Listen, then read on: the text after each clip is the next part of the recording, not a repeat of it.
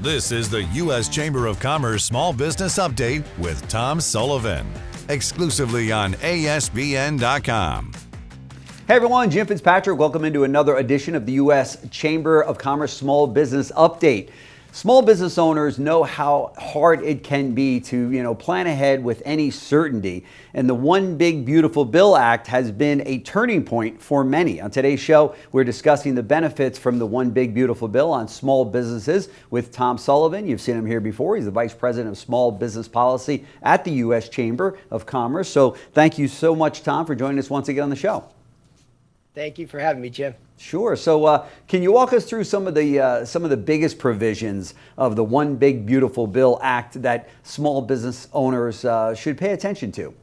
Well, sure. And just from a background perspective, we have spent basically the last 10 months working with small businesses and congressional leaders in each of their districts to talk about the need for Congress to take action to prevent a tax hike. Okay. And that led to the passage of the One Big Beautiful Bill Act. Fantastic. So I think the starting point in answer to your question is that when it passed, our work really had just begun, because now we are educating small businesses.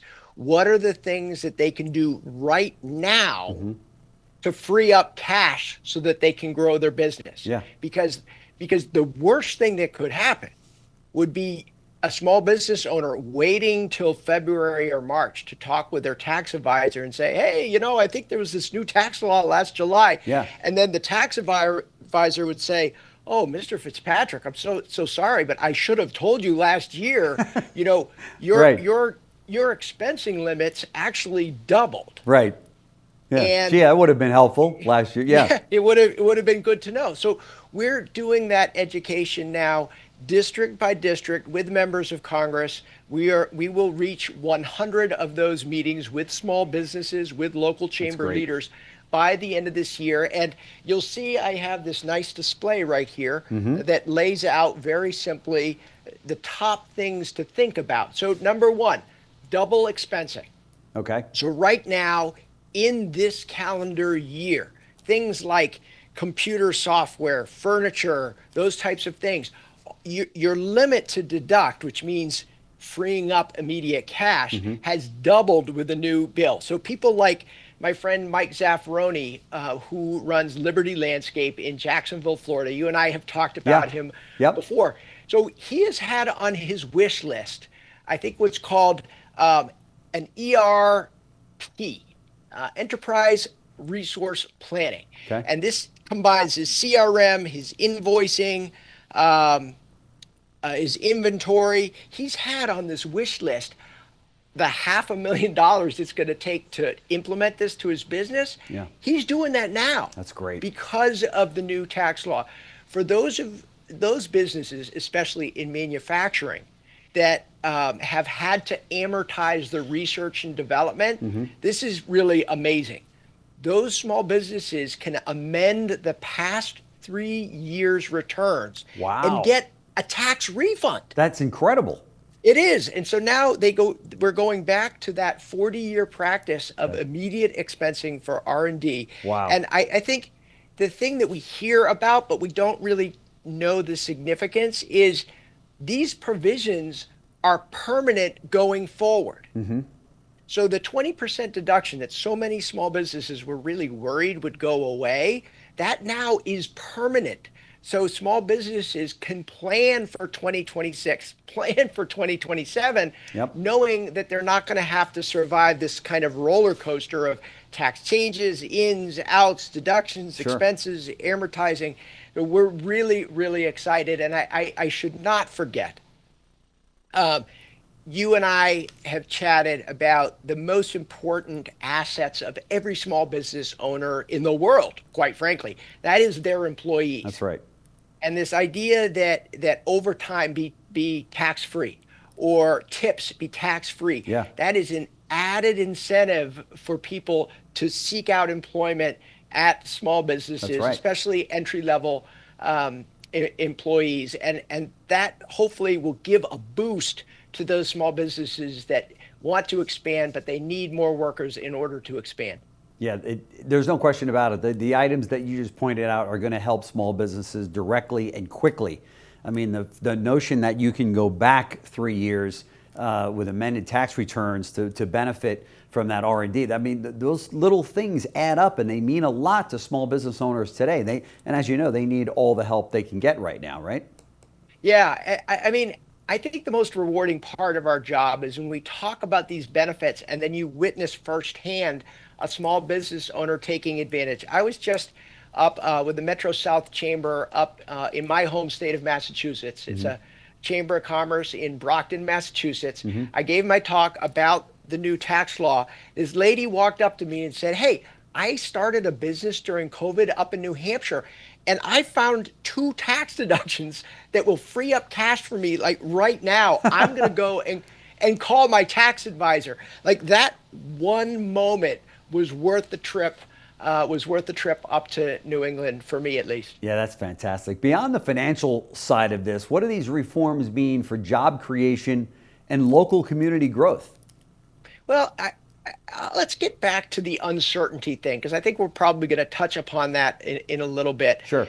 Part of the reason why we've seen stalled hiring is because no small business owner wants to hire and train a young man or a young woman and then 3 to 6 months later have to fire them. Yeah, that's right. It's not just a financial decision, it's an emotional decision. It is. So when that new tax law kicked in and provided certainty for these tax breaks, that is relieving that anxiety of, okay, I can plan and I'm going to grow my business because I know what I'm going to be paying for taxes. That will give small business owners more confident to add that one person without that fear in the back of their mind, like, oh gosh, if our taxes go up, I'm going to have to turn around and fire them. So we think that that has a job creation component to it. Sure. And, let's be candid. The more certainty, the more happy communities are. That's right. That's right. There's no question about it. And you're right. There is a lot of uncertainty out there. Obviously, over the course of the last 5 or 6 months, we've heard so much about tariffs out there and what kind of uncertainty that brings to any marketplace. But things seem to have stabilized a little bit in that area, right? Talk to us about that. Well, we just released our latest MetLife and U.S. Chamber of Commerce Small Business Index, and it is at an all-time high. And I think our mutual friend, SBA Administrator Kelly Loeffler, was just really happy to see that things that we're doing are working to boost small business growth. And I think the real question, though, Jim, isn't like, oh, that's great, it's high. The question should be, how much higher would it be if we didn't have this roller coaster of tariffs and we didn't have a government shutdown?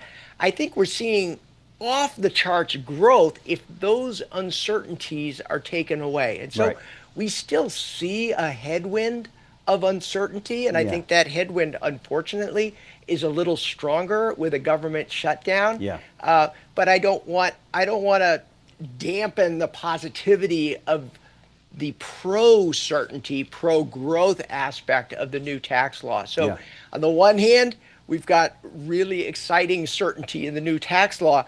But on the other hand, that ugly word, uncertainty, is kind of pushing down that growth that could be happening if we took away tariffs, we took away a government shutdown. That's right. That's right. Many of the people that I talk to here at ASBN, I'll ask the question, these experts and advisors and consultants and business coaches, is now a good time to start a small business in light of all of this that we hear out there? And they all agree that now is a great time to start a small business. And then they point out the many businesses that we know today, Starbucks and so many others that were started during a recession. We're not in a recession. And so I think you would agree. We've asked this before of you, is now a good time to start a small business? And I think it is from my perspective, but obviously you got your hand on the pulse of what's going on in the area of small business across the nation.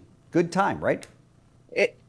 It is a good time, but for the first time that you've asked me this question, I'm going to give a caveat. Okay. All right. So first of all, I think it is a great time for so many people to live the American dream. That is to work twice as many hours to be your own Right. boss. That's I mean, right. You know, it is It's a good way to put it. amazing how many more hours and the emotional Right. cost does not detract from people starting new small businesses Right. every day. My caveat is that if you're starting a business that has the United States government as your biggest customer, Yeah. right now is probably not the greatest time to start that business. Right. Good point. Very good point. Yeah. Yeah. But otherwise, for everyone else that doesn't have, that isn't looking to the United States government as a client, you know, it's a great time to start, right? It is. And what's truly amazing is the resilience of American entrepreneurs. You know, Yep. we focus, Jim, you and I, in our work, we focus many times on things that we have to fix. That's right. And small business owners have this resilience to see these barriers, confidence that you and I and others are going to try and fix them, but still work around them.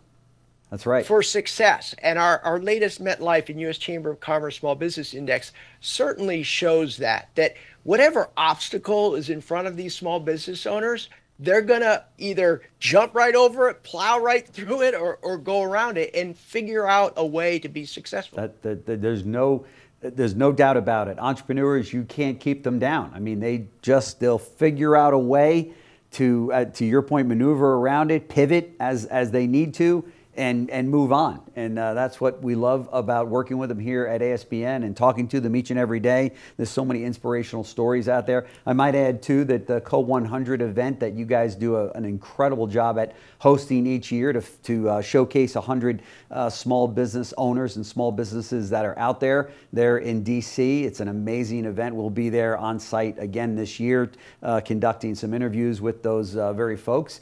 But every time we talk to these people at this event, they're so positive about their business and the future. It's just incredible. It's contagious. It really is. It is. And I mean, having these small business owners is such a treat when they come to Washington, D.C. Sure. And having ASBN here with us is like the cherry right on top. So I'm glad you're going to be that's here. Very nice of you to say. Very nice of you to say. By the way, we might add that the Fed has lowered the rate since we spoke last, 1/4 point. They're talking about another couple of rate cuts, to come maybe before the end of the year. That kind of news is phenomenal. You couple that with the big, beautiful bill that got passed, and things are looking pretty good in that area.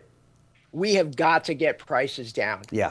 I mean, I'm trying to channel my innermost Jay Powell, the chair of the Federal Reserve, because I think small businesses and Jay Powell agree prices have got to come down. And that's what will give Jay Powell some room to keep lowering the rate. So that's right. I think we've got a lot of folks pushing in that right direction, and hopefully we'll give Jay Powell some more confidence to keep lowering those rates. That's right. That's right. As I mentioned to you before we got recording today, we had Kelly Loeffler here, and she again has said we have got money to lend from the SBA, and we're happy to do it, whether it be real estate loans or working capital or to start a business or micro loans or what have you. They have got a loan package that will fit your needs. So for those of you that are looking for some money to start a business or buy an existing business or start a franchise, it's out there. You just got to make the commitment and take that first step. So Tom Sullivan, the Vice President of Small Business Policy at the U.S. Chamber of Commerce, thank you so much for joining us once again for the U.S. Chamber update. We very much appreciate it, and we look forward to seeing you in the next 10 days out at the Co100 event. Can't wait to host you and SBA Administrator Kelly Loeffler. It's going to be a great event, and anytime you're here with tons of small businesses, it's a good day in our nation's capital. That's right. Thanks so much. Thanks for joining us for another edition of the U.S. Chamber of Commerce Small Business Update with Tom Sullivan.